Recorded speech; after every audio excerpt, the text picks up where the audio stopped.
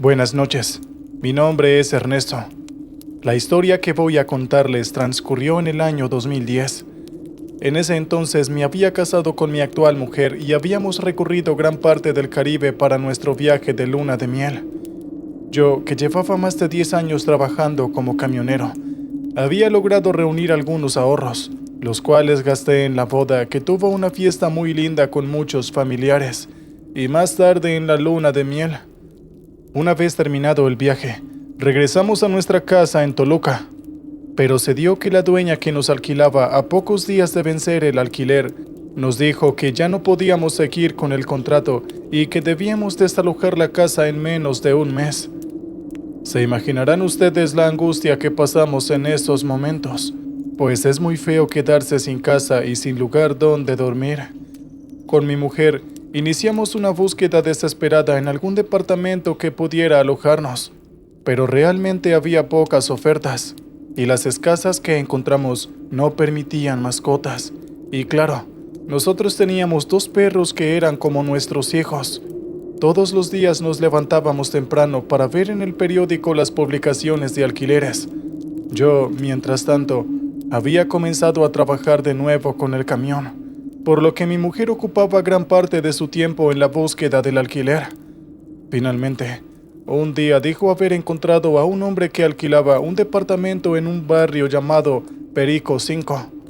Se había puesto en contacto con él y nos había prometido que lo reservaría durante los siguientes 2 días, pero para eso debíamos depositar un adelanto lo más pronto posible. Sin embargo, por motivos más que obvios, primero decidimos ir a ver el departamento. Estaba bastante alejado del centro, cosa que nos desanimó un poco, pero al menos los servicios de ómnibus eran bastante frecuentes. El departamento en sí no estaba tan mal. Tenía 2 habitaciones, una cocina pequeña y un living. De momento nos alcanzaba para vivir hasta que encontráramos una vivienda mejor. Y además, y esto era muy importante, el dueño nos permitía quedarnos con nuestras mascotas. Lo que no nos gustó tanto fue el barrio. Era un lugar bastante abandonado. Habían pocos vecinos en los alrededores, muchos locales en desuso o directamente abandonados. Vimos que en un callejón se amontonaba una increíble cantidad de basura. No obstante, el departamento, o al menos su interior, era bastante limpio, pues el dueño lo mantenía ordenado. Este señor, que debía tener unos 70 años, nos dijo que el barrio, pese a su estado parcial abandonado, era bastante seguro, pero nos sugirió que no lo recorriésemos de noche. Nos dijo que en los últimos tiempos ha habido algunos actos vandálicos por el sector, y se trataba de una pandilla de jóvenes. Dijo que no eran demasiado agresivos, pero solían beber alcohol y a veces se podían poner muy pesados. Su sinceridad nos resultó bastante grata, pues cualquier otro dueño nos hubiese pintado un paraíso con tal de alquilar su local. Decidimos tomar el alquiler y le pagamos mediante una transferencia bancaria el dinero convenido, y al día siguiente iniciamos la mudanza. Yo en esos días me encontraba muy atareado con mi camión. La empresa que me empleaba tenía muchos pedidos y, por lo general, comenzaba con mi tarea diaria a las 7 de la mañana y no regresaba a casa sino hasta las 7 de la tarde, por lo que gran parte de la responsabilidad de la mudanza recayó sobre mi pobre mujer, quien realmente se comportó de maravilla durante esos días críticos. Cerca de una semana después, logramos mudarnos. Mi mujer había hecho un gran trabajo reacomodando los muebles e incluso decorando las habitaciones con un empapelado de color crema que quedó muy bien en las habitaciones. El lugar, si bien bastante sórdido, era tranquilo, y durante los primeros días no sucedió nada de interés. Yo salía muy temprano del trabajo y regresaba casi a la noche, encontrándome con que mi mujer terminaba los últimos detalles de la mudanza y ya estaba preparando la cena. Nuestros perros también parecían muy a gusto en aquel nuevo lugar, pues solían inspeccionar el edificio recorriendo las escaleras hacia arriba y hacia abajo.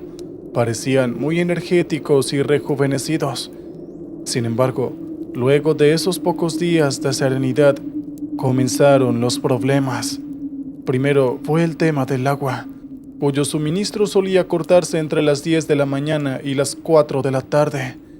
Elevamos nuestra queja al dueño del departamento, quien dijo que él no tenía la culpa, pues del suministro se encargaba el municipio correspondiente. Esto nos traía muchos contratiempos y, por lo tanto, comenzamos a sentirnos incómodos en el lugar. Luego, una tarde, mi mujer me llamó al celular. Yo estaba terminando de entregar una mercancía en un centro de distribución de una reconocida empresa y la atendí de inmediato, pues ella generalmente nunca me llamaba. Lo hacía solo por cuestiones de emergencia. Me contó que algunos minutos atrás, mientras ella paseaba a nuestros perros, se había encontrado con un par de jóvenes de unos 15 a 16 años que le habían pedido dinero en la calle. Ella les dijo que no traían nada, y entonces estos jóvenes comenzaron a insultarla. Nuestros perros les ladraron a estos jóvenes. A su vez, según las palabras de mi mujer, también comenzaron a ladrar de una forma muy espeluznante, como imitando el sonido de perros, pero haciéndolo de una manera que parecían ladridos genuinos. Al escuchar estos sonidos, los perros agacharon las orejas y se metieron entre las piernas de mi mujer como buscando protección. Ella se alejó rápidamente y se encerró en el departamento. Dijo que ahora estaba muy asustada y que ya había llamado a la policía. Yo le dije que iba a pedir permiso en la empresa para retirarme temprano, pero ella dijo que no lo hiciera. Dijo que la policía llegaría muy pronto y entonces ya no necesitaría de mi presencia. Estaba muy nerviosa y temía que estos jóvenes volvieran, así que me pidió que me quedara trabajando en mi labor diaria hasta que ella tuviese novedades. Pasaron 40 minutos antes de que llegara la policía. Yo ya había terminado de entregar la mercadería y estaba a punto de regresar a casa, cuando de nuevo recibí un llamado de mi mujer. Me dijo que los policías ya se habían marchado, que le habían dicho que no podían hacer nada, pues aquellos chicos no habían cometido un delito y además no estaban armados. Sin embargo, mi mujer aún estaba muy nerviosa y pedía a gritos que por favor volviera a casa. Al llegar al departamento me encontré con ella sentada en el sillón del living. Estaba pálida y con un gesto de tristeza en el rostro. Me dijo que tenía mucho miedo de que aquellos chicos volvieran y esta vez quisieran entrar al departamento. Luego, en un tono de voz que denotaba bastante desánimo, dijo que no deberíamos haber alquilado este lugar. Yo la abracé fuerte y le prometí que si volvían aquellos chicos y nos molestaban, llamaríamos nuevamente a la policía, pues este tipo de comportamientos no podía ser tolerado. Sin embargo, en el fondo de mi corazón, sabía que esto no sería suficiente. La sensación de inseguridad que se respiraba en ese lugar era muy tensa y tangible, y sin duda alguna, tendríamos que mudarnos lo antes posible. Al día siguiente, cuando me fui a trabajar, vi a uno de esos jóvenes en una esquina. Estaba vestido de una manera muy peculiar, con una chaqueta de cuero y unas botas de motorista. Estaba recostado contra la pared sin hacer nada en particular. Cuando yo pasé, él lanzó su mirada y vi que sus ojos eran burlones y despiadados. Cuando llegué a la empresa, telefoné a mi mujer y le dije que no saliera de la casa en todo el día, que si tenía que pedir comida, que lo hiciera a través de un delivery. Ella me preguntó el por qué, y yo fui sincero y le dije que había visto a uno de esos jóvenes y que me había dado muy mala impresión. Ella protestó. Dijo que no podíamos pasar el resto de nuestras vidas encerrados, que no quería vivir así, con miedo de esos malditos pandilleros. Yo le respondí que no se preocupase, que pronto encontraríamos un lugar mejor para vivir, pero que mientras tanto debíamos tener nuestras precauciones. Esa tarde volví a recibir un llamado de mi mujer. Yo en ese momento conducía mi camión hacia una gasolinera y me ahorillé sobre la carretera para poder prestar atención a su llamado. Mi mujer me dijo con una voz bastante alterada que uno de sus perros había desaparecido. Dijo que ella los había sacado a pasear y los había liberado. Los perros corrieron por el vecindario y luego ella los perdió de vista. Al rato, escuchó un pequeño aullido de dolor. Pensó que era uno de nuestros perros llamado Roque. Corrió hacia el lugar donde habían desaparecido y al rato vio que solamente uno de ellos regresaba. Roque no estaba por ningún lado. Mi mujer lo había buscado por toda la manzana. Incluso se adentró en aquel callejón repleto de mugre, pero no pudo encontrarlo. Pensó que Roque regresaría en algún momento. Entonces, inició el camino de regreso y se encontró en una esquina con uno de esos jóvenes, el que vestía chaqueta de cuero. Él solo estaba allí parado, observándola con una sonrisa burlona. Mi mujer vio que este muchacho tenía el collar de Roque en una de sus manos y jugueteaba con él. Mi mujer se paró y lo enfrentó y le preguntó al joven de dónde había sacado aquel collar, y el muchacho se encogió de hombros y dijo que lo había encontrado por allí. Mi mujer estaba temblando de la ira y al mismo tiempo estaba asustada, así que volvió a recriminarle que le dijera dónde estaba el perro. El muchacho volvió a encogerse de hombros y luego señaló hacia un edificio abandonado. Y mi mujer, con valentía, le preguntó qué le había hecho a nuestro perro. Ella estaba segura que aquel muchacho le había hecho daño a Roque. El joven solo sonrió a modo de respuesta, mientras seguía jugueteando con el collar de Roque entre sus dedos. Luego respondió de forma muy insolente que él lo lamentaba, pero que no sabía de lo que estaba hablando. Y en todo caso, si tanto le preocupaba el perro, debería haberlo cuidado mejor. Detrás de aquel joven se abrió una puerta, y de allí salió uno de sus amigos. Tenía una camiseta roñosa llena de agujeros y una gorra de fútbol. Miró a mi mujer de arriba abajo y preguntó qué era lo que estaba sucediendo. Mi mujer le explicó lo del perro y el collar, y entonces este nuevo joven, el de la camiseta roñosa, se echó a reír y le dijo que se olvidara de él. El muchacho después le contestó que en este vecindario desaparecían muchos perros y que era probable que no volvería a encontrarlo. Luego le recomendó que cuidara del perro que le quedaba y también de su marido. Dijo todo esto agregando una sonrisa siniestra al final. Mi mujer, al escuchar esto, comenzó a temblar por el miedo y la furia. Mi mujer los encaró y le preguntó con la voz trémula si acaso lo que había dicho era una amenaza. Pero los jóvenes ya no volvieron a responderle. Solo se limitaron a seguirla mirando con sus sonrisas burlonas. Entonces, mi mujer decidió regresar al departamento y dijo que iba a volver a llamar a la policía. Los policías que habían hecho ayer le dijeron que no debía de preocuparse, puesto que en este barrio habían muchos vándalos, pero la mayoría eran inofensivos. Sin embargo, mi mujer dijo que estaba segura de que le habían hecho algo a Roque. Yo le dije que mantuviera la calma y se quedara encerrada en el lugar durante el resto del día.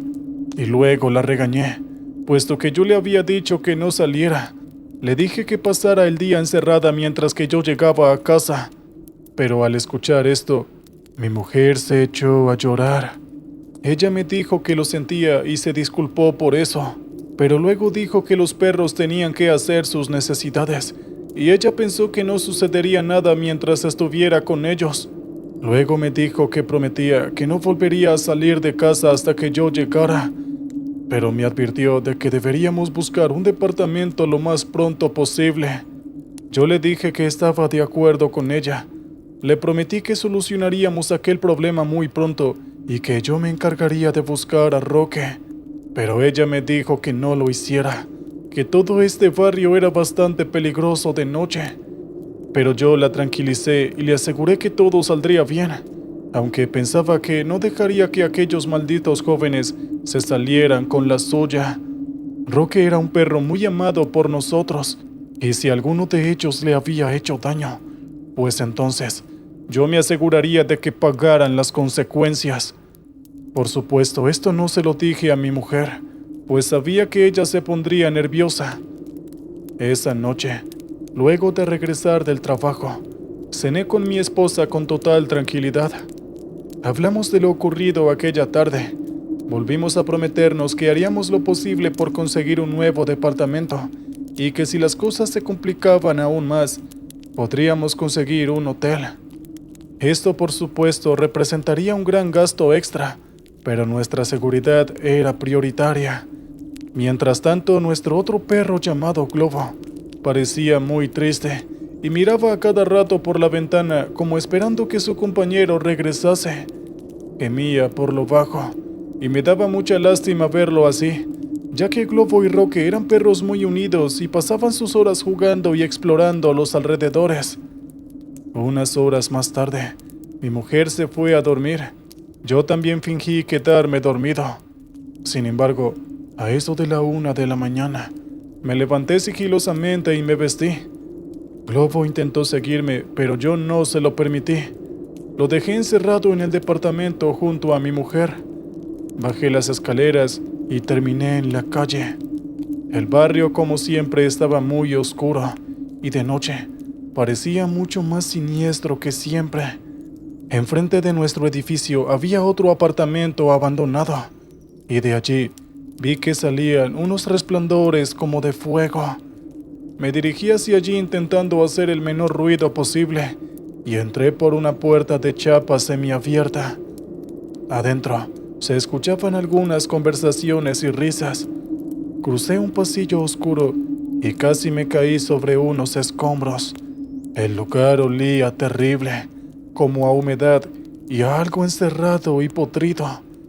Finalmente, llegué a una habitación de donde provenía aquel resplandor. Era un tacho de lata que los jóvenes habían puesto como fogón. Alimentaban el fuego con unos leños y unos cartones. No parecían estar haciendo nada extraordinario. Simplemente estaban reunidos alrededor de ese tacho, pasándose una botella de vino. Yo había llevado conmigo un cuchillo de cocina. Lo tenía escondido debajo de la camisa. Me acerqué a estos jóvenes y ellos, al verme, se silenciaron. Vi al de la chaqueta de cuero que se adelantó rápidamente. Sus otros compañeros, que eran 5 en total, también se acercaron hacia mí. El de la chaqueta de cuero me preguntó muy hosco qué era lo que estaba buscando, y yo le respondí que él sabía perfectamente lo que yo quería. Luego, él me dijo que si yo había venido a recuperar a su perro, estaba perdiendo el tiempo. Luego, sacando el cuchillo de debajo de mi camiseta, le dije que eso íbamos a averiguarlo pronto. Los jóvenes se sorprendieron por mi actitud y retrocedieron unos cuantos pasos. Sin embargo, al cabo de unos segundos, el de la chaqueta de cuero recuperó rápidamente la compostura y me sonrió desafiante. Me preguntó qué pensaba hacer con eso, que si acaso tenía pensado acuchillarlos a todos. Yo le dije que solo a él, y enseguida agregué que me dijera dónde estaba mi perro. En ese instante otro joven intervino, el de la gorrita de fútbol. Sujetó a su compañero, el de la chaqueta, y le susurró algo al oído. El otro asintió y luego me miró con burla.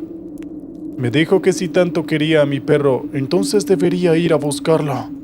Entonces yo le dije que me dijera dónde demonios lo había ocultado. El joven me señaló hacia una puerta que se abría en el otro lado de la habitación y me dijo que mi perro estaba allá, pero agregó que si él fuera yo, no entraría a ese lugar. Yo pensé que era alguna especie de truco, entonces le pregunté por qué no podía entrar ahí, y él agregó que allí estaba su amo. Yo lo miré de reojo y vi que parecía muy asustado al decir esto. Sus otros compañeros también se mostraban temerosos. Yo me reí y le pregunté si acaso por su amo se refería a su padre o algo así, pero él negó con la cabeza. Me dijo que era su amo, que a él le debían sus vidas y que por eso de vez en cuando le entregaban un regalo. ¿Un regalo?, repetí la frase. El joven estaba por responder, pero el de la gorra se interpuso y volvió a decirle algo al oído. Entonces el joven se calló, volvió a sonreírme y me señaló hacia la puerta.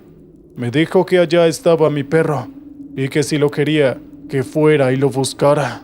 Yo le dije que iría allí, pero que si eso se trataba de una trampa o mi perro no estaba ahí, juré que volvería a buscarlos.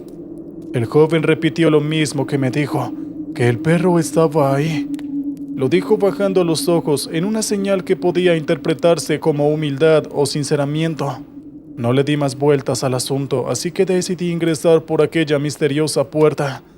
Los jóvenes me siguieron con la mirada.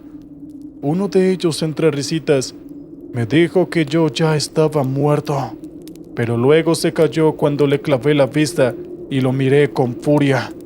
Me acerqué a la puerta y la abrí. Del otro lado había un largo pasillo oscuro, frío y con un olor nauseabundo, como a carne podrida y descompuesta. Escuché que los jóvenes detrás de mí volvían a emitir esas risas, pero ya no les hice caso. Seguí avanzando por el pasillo con el cuchillo en la mano. Podía escuchar que habían ruidos de goteras en algunos lugares, como si hubiesen caños rotos por todo el edificio. Llegué por fin al final del pasillo. Había un recodo y lo tomé. Las paredes en ese lugar estaban desconchadas y cubiertas de salitre. Escuché un ruido más adelante, como de pasos. Entonces me dirigí hacia allí. Había una puerta abierta, también de chapa. La abrí y por fortuna no avancé, porque de lo contrario me hubiese caído en un pozo profundo que se abría en el suelo. Encendí mi linterna de mi celular para ver mejor.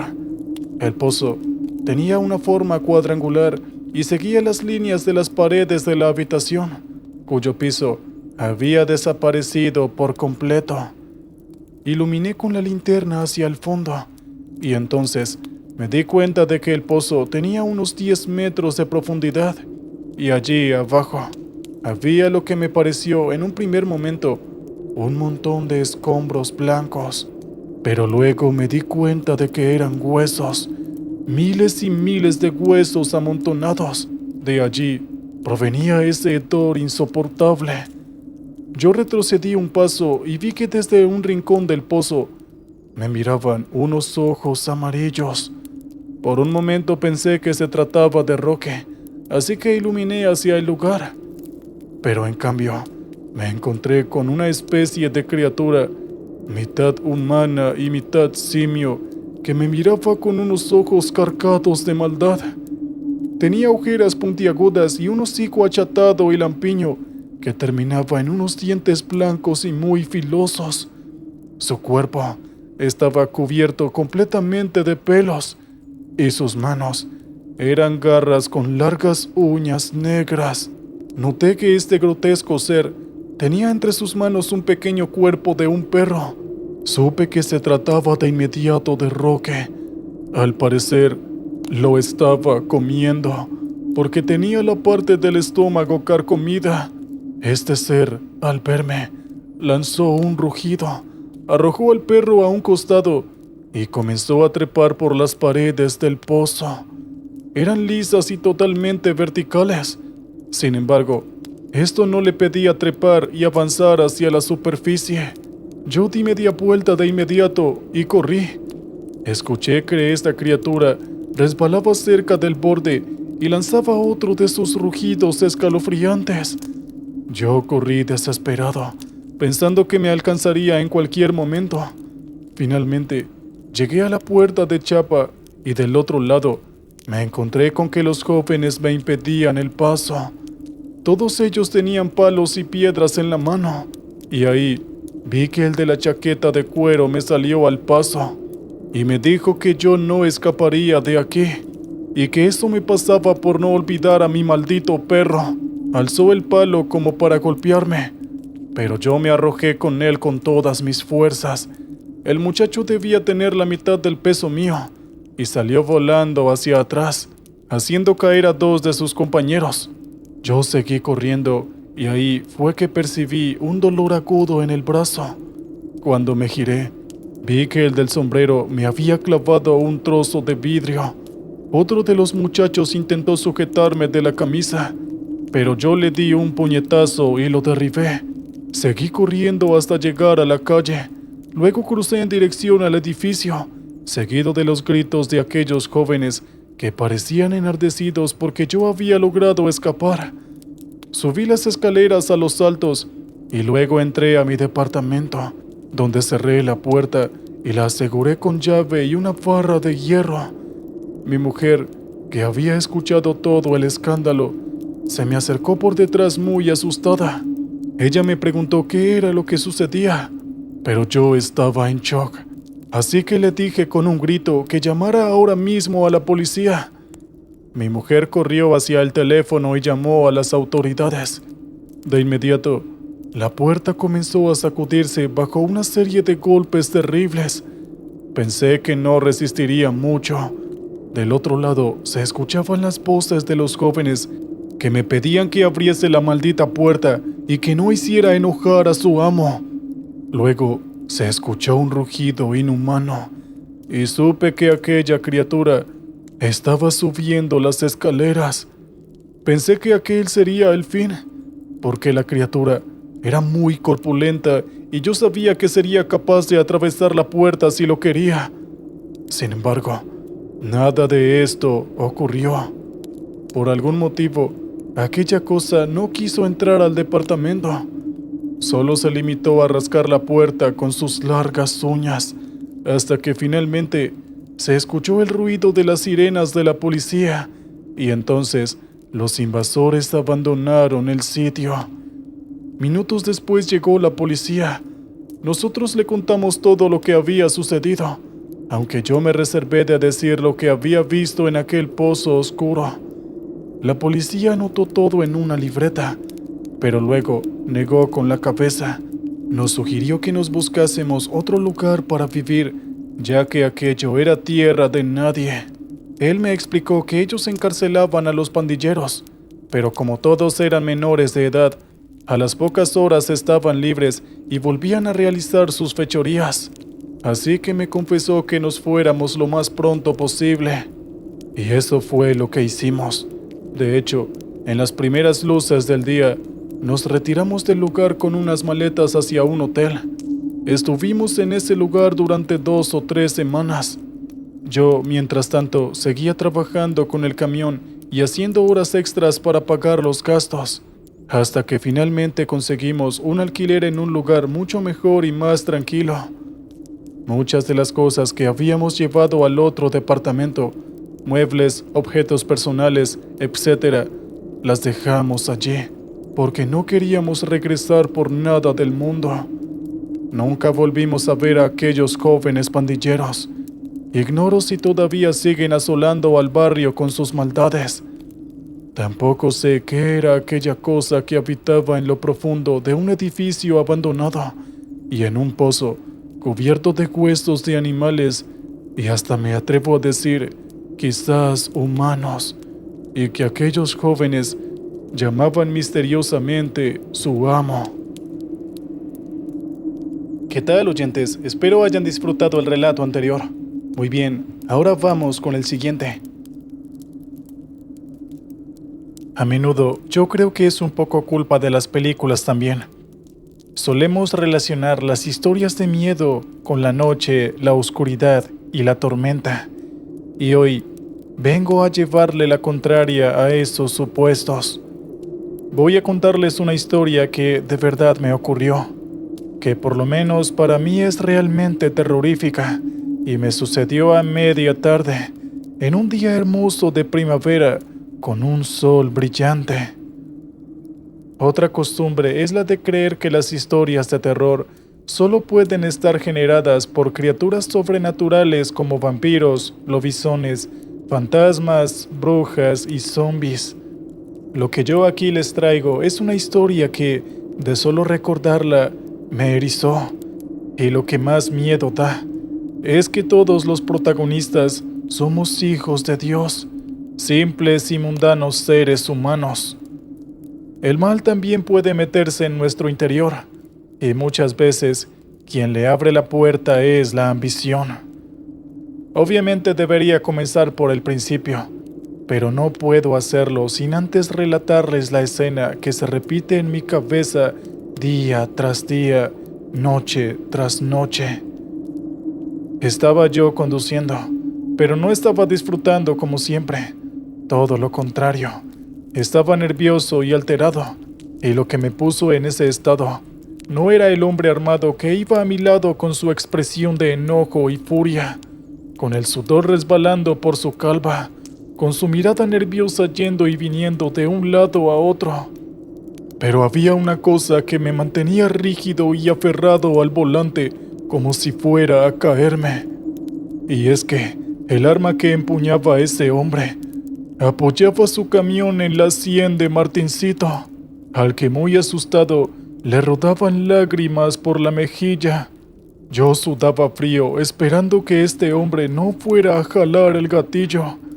Y además, sentía un dolor intenso en medio del abdomen que prácticamente sentía que me fuera a partir en dos. Martincito era mi hijo, tenía apenas 9 años y este era el primer viaje en el camión en el que él me acompañaba. Pero volvamos ahora al principio, porque les juro que si me quedo con esa imagen, si me detengo demasiado tiempo en esa escena, la angustia me cierra la garganta y no puedo continuar. Yo hace más de 20 años que soy trailero, y debo decirles que no recuerdo una época como esta, una época en la que el trabajo se haya vuelto tan difícil, sobre todo para las empresas pequeñas. Había mucha competencia desleal, eso siempre decía mi jefe, y debido a esta situación, se empezó a recibir otro tipo de encargos, y este viaje fue uno de esos. Un hombre, un empresario que se ve que era conocido en la ciudad, aunque yo nunca había escuchado de él, estaba mudando sus oficinas a otra ciudad. Parece que los megacamiones que había contratado para la mudanza no bastaron, y como último recurso llamaron de urgencia a mi jefe para ver si tenía algo que lo sacara del apuro. Ahí fue cuando me convocaron. El viaje era corto y tranquilo. Yo ni siquiera tenía que cargar ni descargar. De eso se encargarían los propios empleados de la empresa que nos contrató. Así que me pareció una buena oportunidad para que mi único hijo, Martincito, que también tenía adoración por los camiones y por mi trabajo, me acompañara. Esto era para mí como una especie de bautizo. Mi señora Silvana dudaba. Creía que todavía era muy chiquito para estas cosas, pero yo insistí. Le dije que sería un viaje muy tranquilo. Ojalá la hubiese escuchado. Era para mí un momento soñado. Martín estaba feliz y excitado. Yo le había comprado una gaseosa y mientras los empleados de las oficinas cargaban el camión, él me pidió que bajáramos y así podríamos verlos trabajar. Los vimos subir cajas y cajas, papeles y papeles. Todavía hoy en día me pregunto cuál de todas esas cosas que vi fue el objeto culpable de lo que nos pasó, por decirlo de alguna forma. El infierno comenzó cuando dejamos la ciudad atrás. Martín se entretenía eligiendo las canciones que escuchábamos, al mismo tiempo que no dejaba de revisar cada detalle de la cabina. Cada tanto, yo le remarcaba algo del paisaje. Él observaba, pero enseguida regresaba a lo suyo. Lo que realmente lo absorbía, lo que lo apasionaba, era el mismísimo camión. Yo sonreía porque parecía que teníamos un nuevo trailero en la familia.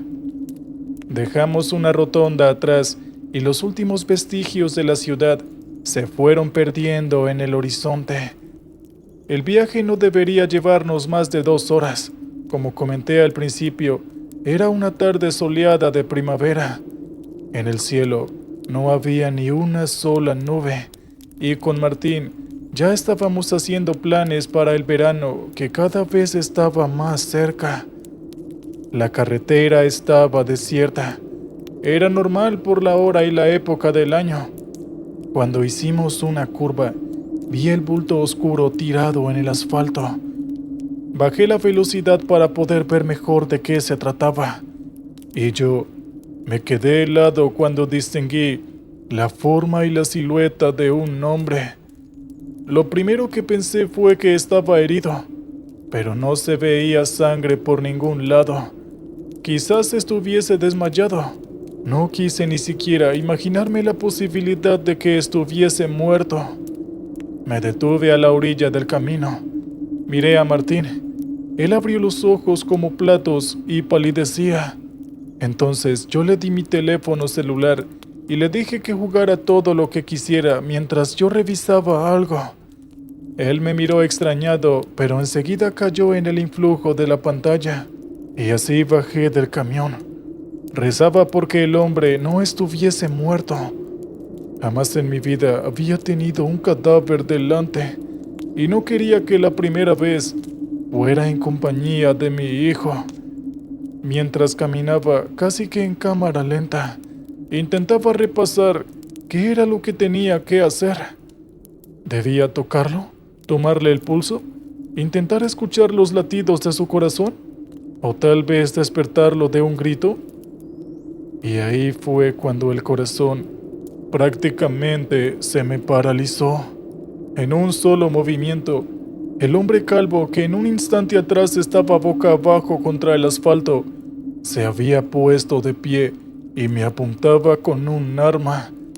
En ese momento, ese hombre se convirtió en mi monstruo, en la criatura de mis pesadillas futuras. Yo por reflejo levanté las manos como si ellas pudieran contener un disparo. Él me dijo que no me moviera ni hiciera nada. Yo estaba más que dispuesto a obedecer. No quería hacer ningún movimiento, pero de reojo intentaba ver a Martín en el camino. El hombre me ordenó que subiera al camión y que lo llevara al destino que él me iba a señalar. Yo asentí con la cabeza. Subí al camión. Las piernas me temblaban. Mientras me apoyaba al volante y el hombre me apuntaba prácticamente apoyado en el capot del camión, agarré a Martín del brazo y lo traje hacia mí. Como él era muy bajito, el hombre todavía no lo había visto. Martín me miró sorprendido por el movimiento brusco. Yo jamás lo trataba así. Cuando el hombre abrió la puerta del acompañante, subió al estribo y vio a Martín. Enseguida se le transformó la cara. Sin dudas, la presencia de un niño de 9 años no formaba parte de sus planes. Frunció el ceño y vi cómo el nerviosismo se le desparramaba por el cuerpo. De un manotazo le sacó el teléfono de las manos y lo arrojó por la ventana. Y ahí es cuando llega la escena que les relaté al principio.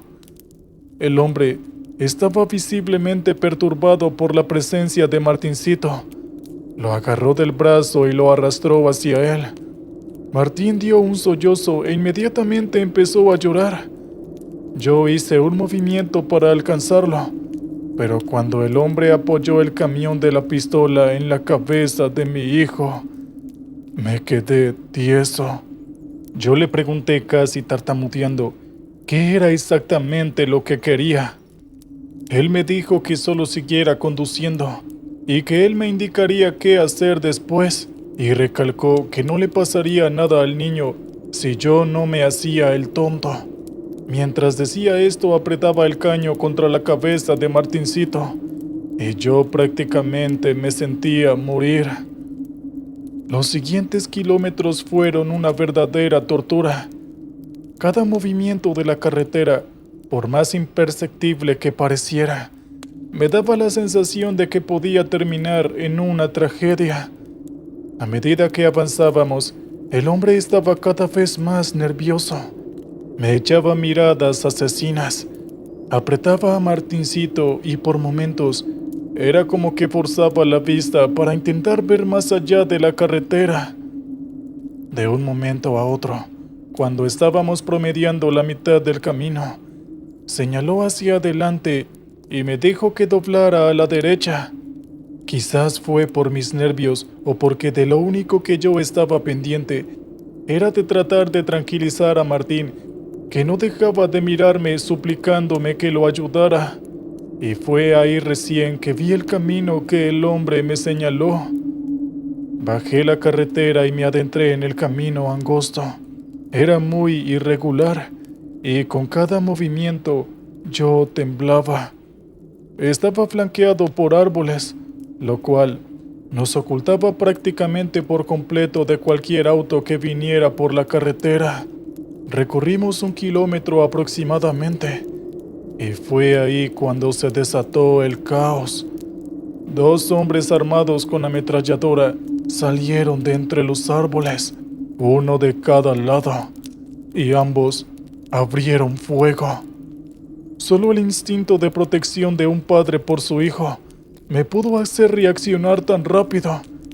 Inmediatamente solté el volante y me arrojé sobre Martín, e indefectiblemente también sobre nuestro secuestrador. El parabrisas estalló en 1000 pedazos con la balacera. Abracé a Martín, que no dejaba de gritar, y lo aferré fuerte contra mi pecho. El camión quedó sin control y se orientó hacia la derecha. Percibí cuando se salía del camino y me preparé para el impacto. Los disparos seguían sonando contra la carrocería. El camión chocó contra la poblada línea de árboles que flanqueaba el margen derecho del camión. El golpe fue fuerte, pero abrazados con Martín pudimos aguantarlo bien. Creo que fue mejor que así sucedieran las cosas, porque si los árboles no nos hubiésemos detenido y seguramente hubiésemos volcado.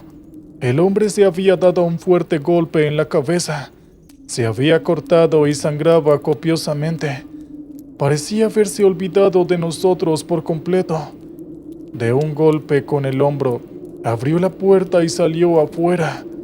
Segundos después, se escuchaban disparos y gritos. No sabía qué hacer. Sentía un impulso enorme por quedarme allí, hacerme un bollo con Martín, cerrar los ojos y esperar que todo pasara. Pero había una voz en mi cabeza que me hacía dar cuenta que permanecer allí no era para nada seguro. Un disparo perdido, una explosión, cualquier cosa podía pasar. Abrí la puerta de mi lado. Con una mano procuraba mantener la cabeza de Martín siempre por debajo de la altura del volante. Saqué la cabeza, miré para ambos lados y no vi nada. Los disparos se escuchaban del otro lado. Tomé a Martín en brazos, lo aplasté hacia mi cuerpo y le dije que mantuviese la cabeza en mi hombro, bien metida contra mi cuello. Mi idea, la única idea que se me ocurrió en ese momento, fue meterme campo traviesa para poder escondernos entre los pajonales altos. Evidentemente nosotros allí sobrábamos. El problema era entre aquellos hombres que se disputaban algo de lo que hasta ese entonces yo estaba transportando. Creí que lo lograría. Superamos el grupo de árboles con los que habíamos chocado. Estábamos rodeando una colina de pastos altos y amarillentos en las que podríamos ocultarnos, hasta que escuché el grito de alto y un disparo al aire. Me detuve y me giré muy despacio. Frente a mí, a unos 10 metros, estaba uno de los hombres que nos habían interceptado. Levantó su ametralladora y preguntó qué lote era el que transportaba. Yo no sabía de qué me estaba hablando. Me aseguré de que Martincito tuviera su cabeza contra mi pecho. Sentía sus latidos acelerados y su respiración alterada por el llanto. El hombre impaciente me volvió a apuntar con su ametralladora y me preguntó en dónde se encontraba la carpeta. Y yo, nuevamente, no sabía qué decir. El hombre se afirmó sobre sus 2 pies. Yo cerré los ojos y me di la vuelta. Quizás mi cuerpo fuera suficiente para la voracidad de las balas y así pudiera proteger a mi hijo. Escuché el estampido del disparo. Fue un sonido sordo y seco. Yo no sé nada de armas, pero enseguida me di cuenta de que eso no lo había producido una ametralladora. Cuando me di vuelta vi al hombre calvo que sostenía el arma humeante. Había abatido al hombre que nos apuntaba. No vi mucho más porque el segundo hombre de ametralladora reapareció y el tiroteo se volvió a reanudar. Yo corrí con todas mis fuerzas. Cuando descendí por la pequeña colina, me arrojé al suelo y nos escondimos entre los pajonales y en el tronco hueco de un árbol podrido. Desde allí, escuchamos los últimos disparos y las sirenas que anunciaron la llegada de los móviles policiales. Aún así, tanto era el miedo que tenía que me mantuve escondido junto con Martín por casi una hora más. Solo salimos cuando dos agentes de la policía que estaban rastrillando la zona nos encontraron. Al día siguiente los periódicos y los portales hablaban de un confuso tiroteo en un camino secundario a la carretera 87. Según lo que se pudo averiguar, un grupo de hombres se habían dado a la fuga, pero a las pocas horas habían sido capturados. Habían intentado hacerse con unos papeles de suma importancia que trasladaba el camión que yo conducía. Se demostró rápidamente que todos aquellos hombres eran ex empleados de esa empresa. Y si bien la investigación recién empezaba, todo parecía indicar que el objetivo final era preparar una operación extorsiva. Un desacuerdo o un intento de traición había desatado aquella locura. Nunca supe qué eran o qué contenían esos papeles que aquellos maleantes intentaron robar. Hoy, que ha pasado tanto tiempo, me alegra ver que Martincito se ha recuperado del trauma, aunque gracias a Dios ya no parece estar tan entusiasmado con el oficio de trailero. Yo, por mi parte, no consigo sacarme esa escena de la cabeza. Ese hombre, ese monstruo, que fue capaz de convertir lo que podía llegar a ser un hermoso recuerdo en casi una tragedia que lamentaría de por vida. Espero nunca en mi vida volver a sentir un terror como aquel. Ese miedo paralizante. Ese miedo de sentir que en cualquier momento y de un instante a otro puedes quedarte sin lo que más amas en el mundo. Y eso definitivamente es peor que morir. ¿Qué tal, oyentes? Espero que hayan disfrutado el relato anterior. Ahora vamos con el siguiente. La estrella cayó dejando un rastro rojizo en el cielo nocturno. Emitió una especie de zumbido que cortó el silencio absoluto de la carretera y del desierto. Cuando impactó en el medio de las jarillas y los pajonales espinosos, hizo un estruendo que quedó flotando en el aire. Yo había bajado la velocidad del camión cuando vi el incidente brillo rojizo que se iba agregando al mismo tiempo que descendía. El lugar del impacto debe haber sido a unos 100 metros aproximadamente de la carretera. Yo, en el camión, incluso sentí la onda expansiva. Fue como si círculos de energía rojiza crecieran y se expandieran alrededor del punto del impacto hasta desaparecer en la distancia. Algo más hubo allí, porque en ese mismo instante, el camión, todo su sistema eléctrico, simplemente se apagó. Yo me detuve. Intenté volver a encenderlo y nada. Miré en dirección al lugar del impacto. Un resplandor rojizo resbalaba en el marco oscuro de la noche. Bajé del camión. Aquello me llamaba mucho la atención. ¿Qué era eso que había caído del cielo? ¿Era un meteorito? ¿Por qué había lanzado esa especie de halo energético al caer en la Tierra? ¿Podía ser algo de otro mundo? Yo siempre he sido curioso, y las cosas extrañas son las que más me atraen. Desde que empecé a trabajar de trailero, siempre había esperado que algo así me sucediera. Las carreteras suelen estar plagadas de historias extrañas, de mitos, leyendas y seres peligrosos.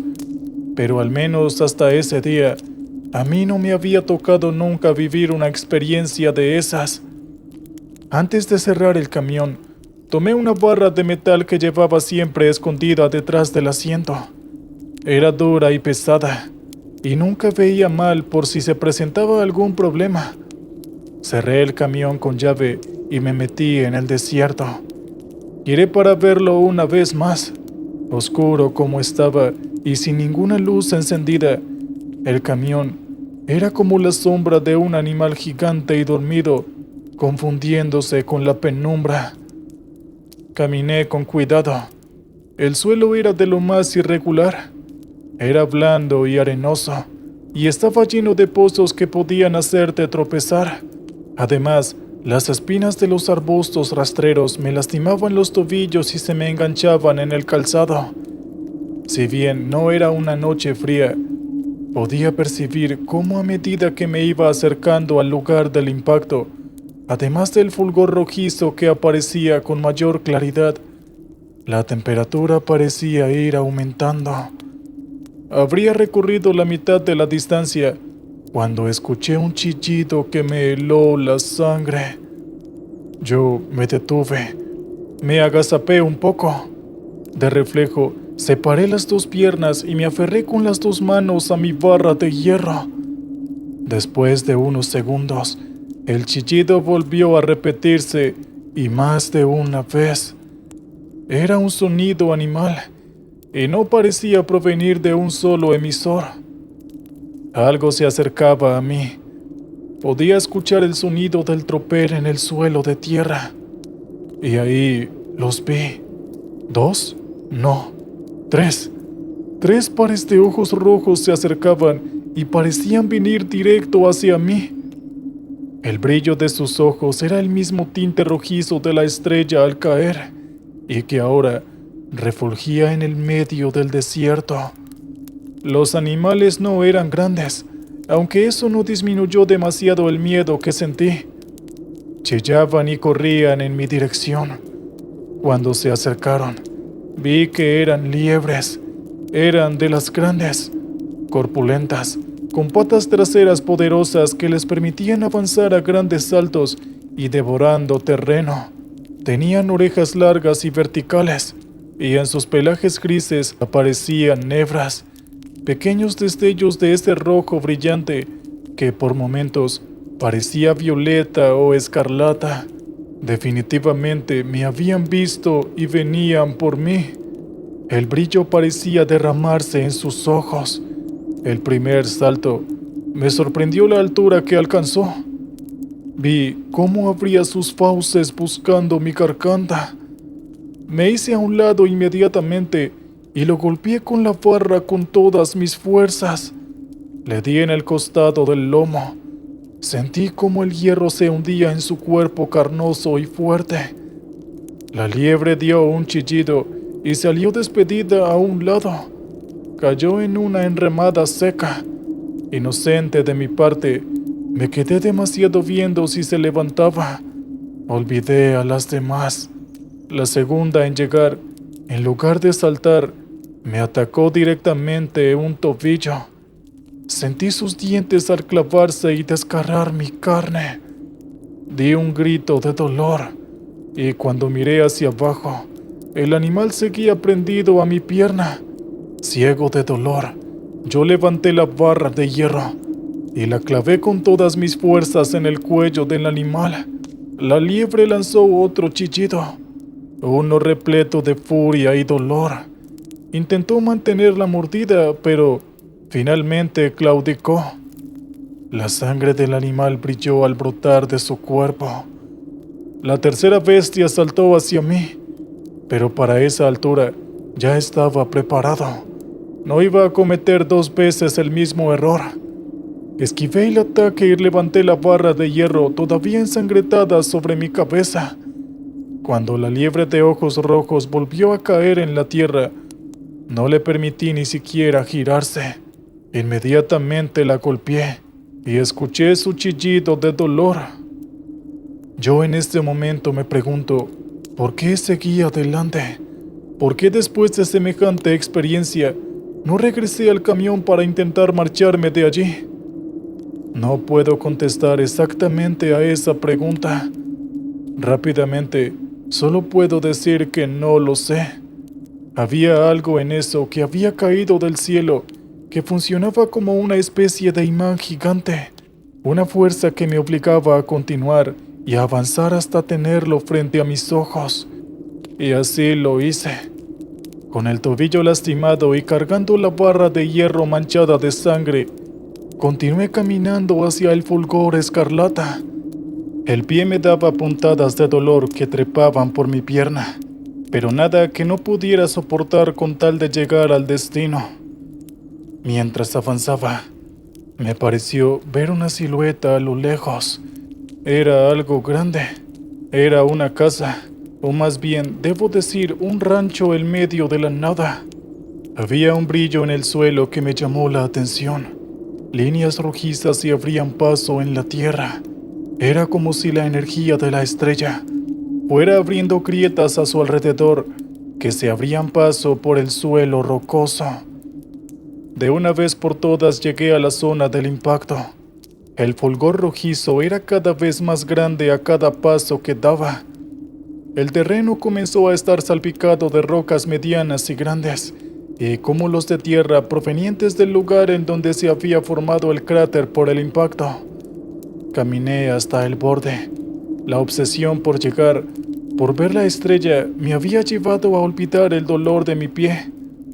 Me asomé al borde, y el brillo me obligó a cubrirme los ojos con el antebrazo, hasta que la vista se me acostumbrase. Apoyé una rodilla en la tierra, y aún cubriéndome, logré ver hacia abajo. La estrella era una roca negra de gran tamaño. Desde su interior, por sus grietas, sus orificios, sus muecas, brotaba el fulgor rojizo que no era otra cosa que una energía que uno podía sentir hasta físicamente. Sentí como esa fuerza se filtraba en mi interior. Entraba por mis ojos, la inspiraba con mi nariz, se colocaba por cada uno de mis poros. Sentía que de alguna forma aquel brillo que se metía dentro de mí me dominaba y controlaba. Bajé el pie sano y me sostuve del borde con la idea de descender por el cráter. Quería abrazar la estrella. Estaba a punto de desprenderme para derrapar hasta abajo, cuando de repente sentí un dolor intenso en la mano. Quité por primera vez la vista de la estrella y vi una bota de trabajo que me aplastaba los dedos.